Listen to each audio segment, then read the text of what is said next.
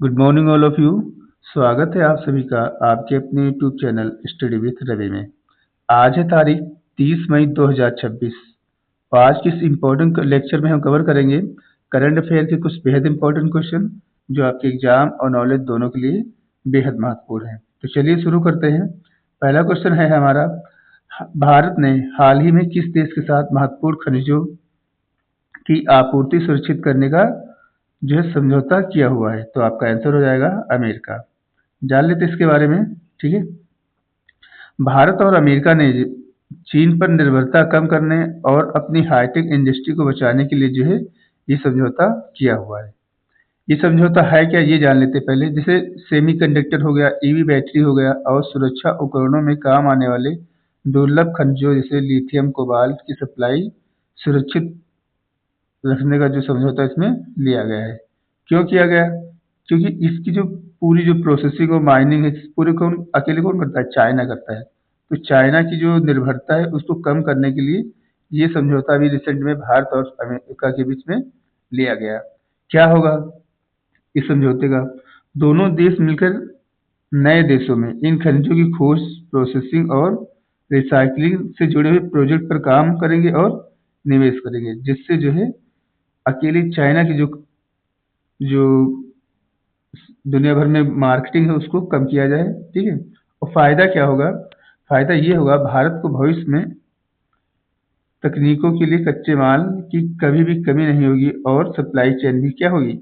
Continue सुरक्षित बनी रहेगी। ठीक है, तो ये इसका फायदा होगा। तो याद रखिएगा, भारत ने भी रिसेंट में महत्वपूर्ण खनिजों की आपूर्ति सुरक्षित करने के लिए अमेरिका के साथ समझौता किया हुआ है।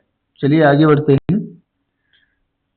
अगला हमारा प्रश्न है, भारत का पहला सौर ऊर्जा संयंत्र जो पूरी तरह से महिलाओं की स्वयं सहायता समूह द्वारा संचालित है, कहाँ शुरू किया गया? तो ये शुरू किया गया अभी तेलंगाना में। ठीक है, जान लेते हैं इसके बारे में। तेलंगाना के उप मुख्यमंत्री मल्लू भट्टी विक्रमार्क ने 27 मई 2026 को वेंकटेपुरम में इस परियोजना का जो है उद्घाटन किया हुआ है। यह प्लांट राज्य सरकार की इंदिरा गांधी शक्ति योजना के तहत जो स्थापित किया गया और इस प्लांट से जो महिलाएं होंगी स्वयं सहायता समूह से हर दिन लगभग 14 से 15 हजार और महीने के 4 से 5 लाख तक की आमदनी को जो है प्राप्त कर सकेंगी। तो याद रखिएगा, भारत का पहला सौर ऊर्जा संयंत्र जो पूरी तरीके से महिलाओं के स्वयं समूह के लिए जो है संचालित किया गया है, ये स्थापित किया गया है तेलंगाना में। चलिए आगे बढ़ते हैं अगले क्वेश्चन की तरफ। अगला क्वेश्चन है हमारा, क्वाड देशों ने हाल ही में किस देश में एक संयुक्त बंदरगाह बनाने की घोषणा की हुई है? तो आपका आंसर हो जाएगा फिजी। जान लेते हैं इसके बारे में। ठीक है, ये समझौता जो है 26 मई 2026 को नई दिल्ली में हुई क्वाड विदेश मंत्रियों की बैठक के द्वारा जो है लिया गया। यह प्रोजेक्ट जो है quad ports of the future partnership पहल का जो है हिस्सा है और फिजी इस विशेष इंफ्रास्ट्रक्चर का पहल का लाभ उठाने वाला प्रशांत द्वीप का पहला जो देश बन गया है। इसका फायदा क्या होगा? प्रशांत महासागर के द्वीपीय देशों में बंदरगाहों की कमी को दूर करना और वहां के व्यापारिक और जहाज रानी जो नेटवर्क है उसको मजबूत करना। ठीक है, ये इसका उद्देश्य रहेगा। तो याद रखिएगा। ठीक है, क्वाड देशों ने एक संयुक्त बंदरगाह बनाने का जो भी निर्णय जो है वो फिजी में लिया हुआ है। आगे बढ़ते हैं अगले क्वेश्चन की तरफ। अगला क्वेश्चन है हमारा, उत्तराखंड और राजस्थान के बाद समान नागरिक संहिता विधेयक पारित करने वाला भारत का तीसरा राज्य कौन बन गया है? तो ये बन गया अभी असम। ठीक है, जान लेते हैं इसके बारे में। असम विधानसभा ने 27 मई 2026 को आधिकारिक तौर पर the uniform civil code bill 2026 को क्या है पास कर दिया गया है। ये जो है तीसरा राज्य है जहां पर ये नियम जो है लागू किया जा रहा है। ठीक है, सबसे पहले उत्तराखंड में, फिर गुजरात में, अब जो है असम में जिसको लागू कर दिया गया है। ठीक है, और ये पूर्वोत्तर का पहला ऐसा राज्य जहां पर इसको लागू किया गया है, ये भी याद रखिएगा। मुख्य प्रावधान क्या है? इस कानून के तहत बहुविवाह पर पूरी तरीके से रोक लग जाएगी। ठीक है, लिव इन रिलेशनशिप का रजिस्ट्रेशन अनिवार्य कर दिया गया है। हालांकि असम की अनुसूचित जनजातियों को इस कानून से क्या है, बाहर रखा गया है। ठीक है, अनुसूचित जाति के जितने भी लोग होंगे वो उसके लिए कानून नहीं है, बाकी सबके लिए है। ठीक है, तो याद रखिएगा असम सरकार ने 27 मई 2026 को इस बिल को जो है पूरी तरीके से मंजूर कर दिया गया है। ठीक है, तीसरा राज्य बन गया है उत्तराखंड और गुजरात के बाद में। ठीक है, असम जो है हमारे देश का तीसरा राज्य बन गया है और पूर्वोत्तर का ये पहला राज्य है। ठीक है, और उन्होंने जो है अनुसूचित जनजातियों को इस बिल से बाहर कर दिया गया कि ये बिल जो है उनके लिए नहीं है। चलिए आगे बढ़ते हैं। अगला प्रश्न हमारा, म्यूनिख में आयोजित ISSF वर्ल्ड कप 2026 में किस भारतीय निशानेबाज ने 25 मीटर पिस्टल इवेंट में वर्ल्ड रिकॉर्ड के साथ जो है गोल्ड जीता हुआ है? तो ये जीता हुआ भी ईसा सिंह ने। जान लेते इसके बारे में। ठीक है, 21 वर्षीय ईसा सिंह ने जो फाइनल मुकाबले में कुल 50 में से 23 पॉइंट जो है का स्कोर किया। ठीक है, उन्होंने दक्षिण कोरिया की किम ये जी द्वारा बनाए गए 42 पॉइंट को जो है जो रिकॉर्ड था उसको भी तोड़ दिया है। ठीक है, और जिसकी वजह से उन्होंने ISS वर्ल्ड कप पिस्टल में जो है गोल्ड जीत लिया है। दोहरे रिकॉर्ड की बात की जाए तो इस शानदार स्कोर के साथ ईसा ने सीनियर और जूनियर दोनों श्रेणियों में एक साथ नया वर्ल्ड रिकॉर्ड जो है बनाया हुआ है। ठीक है, तो याद रखिएगा उन्होंने जो दक्षिण कोरिया की किंग ये जी द्वारा बनाया गया जो रिकॉर्ड था उसको तोड़कर ये कीर्तिमान स्थापित किया है। ठीक है, वही अगर ISSF वर्ल्ड कप की बात की जाए तो ये international shooting sport federation world cup होता है। ठीक है, इसका पहला आयोजन मार्च 1986 में मैस्को सिटी के में जो है आयोजित किया गया था, ये भी याद रखिएगा। ठीक है, तो अभी ईसा सिंह ने 25 मीटर पिस्टल इवेंट में जो है गोल्ड जीता हुआ है, ये याद रखिएगा, इम्पोर्टेंट है। चलिए आगे बढ़ते हैं। हाल ही में किन भारतीय सैन्य कर्मियों के मरणोपरांत संयुक्त राष्ट्र संघ के प्रतिनिधि हैमार सोल्ड गोल्ड मेडल से जो है सम्मानित करने का जो अनाउंसमेंट किया गया है? तो ये अनाउंसमेंट किया गया है अभी रिसेंट में लांस हवलदार हरभजन सिंह और नायब सूबेदार सुजीत कुमार प्रधान जी को ये जो है मेडल से सम्मानित किया गया है। ठीक है, जान लेते हैं इसके बारे में। लांस हवलदार हरभजन सिंह ने इन्होंने अफ्रीका देश कांगो लोक गणतांत्रिक गणराज्य में संयुक्त राष्ट्र के स्त्रीगण मिशन के तहत अपनी सेवाएं दी और कर्तव्य पथ पर क्या हुए, शहीद हो गए, जिसके लिए ये अवार्ड इनको दिया गया है।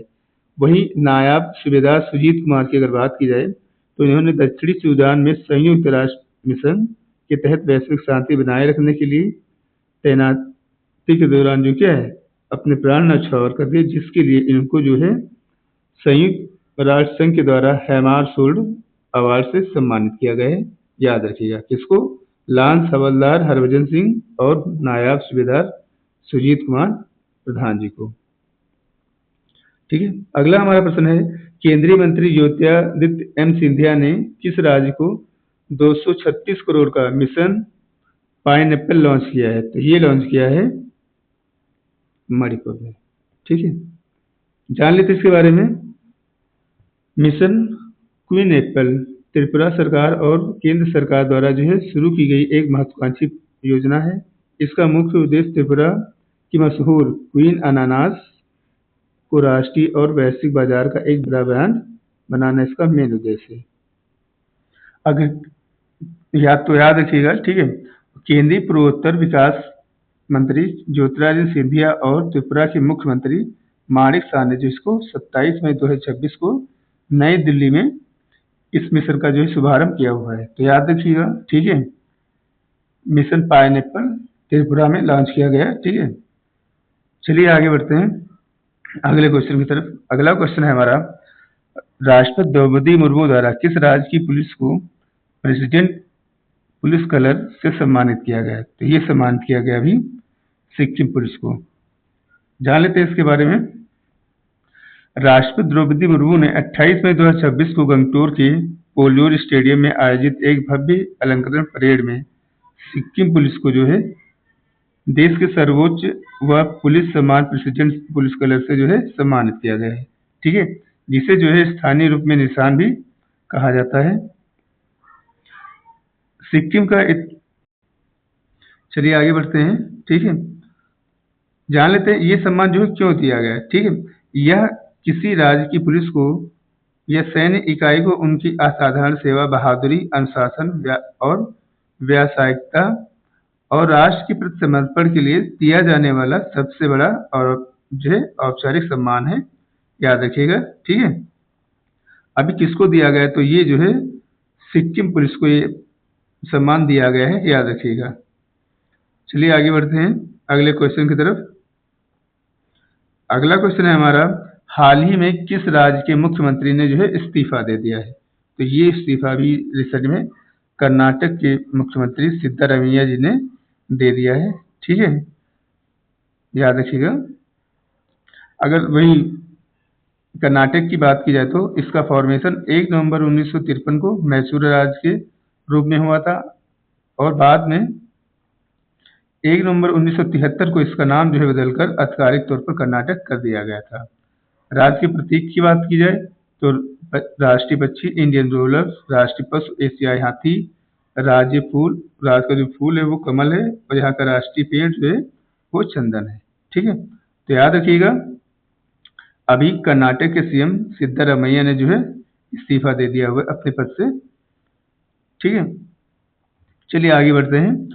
अगला हमारा प्रश्न है, संयुक्त राष्ट्र संघ ने मई 2026 में संघर्ष से जुड़ी यौन शिक्षा के आरोपी पक्षों की अपनी वार्षिक सूची में किन संस्थाओं को शामिल किया है। तो आपका आंसर हो जाएगा इजरायली संस्थाओं को जो है शामिल किया गया है। ठीक है, अगला हमारा प्रश्न है, 29 मई 2026 को पूर्व प्रधानमंत्री चौधरी चरण सिंह की कौन सी पुण्यतिथि मनाई गई। आपका आंसर हो जाएगा 39वीं। ठीक है, अभी रिसेंट में इनकी 39वीं जयंती जो है पुण्यतिथि मनाई गई है। जान लेते हैं इनके बारे में। इनका निधन जो है 29 मई 1987 को नई दिल्ली में हुआ था। ठीक है, तब से हम लोग जो है इस दिन को जो है इनकी पुण्यतिथि के रूप में मनाते हैं। इनके समाधि स्थल को हम लोग किसान घाट कहते हैं।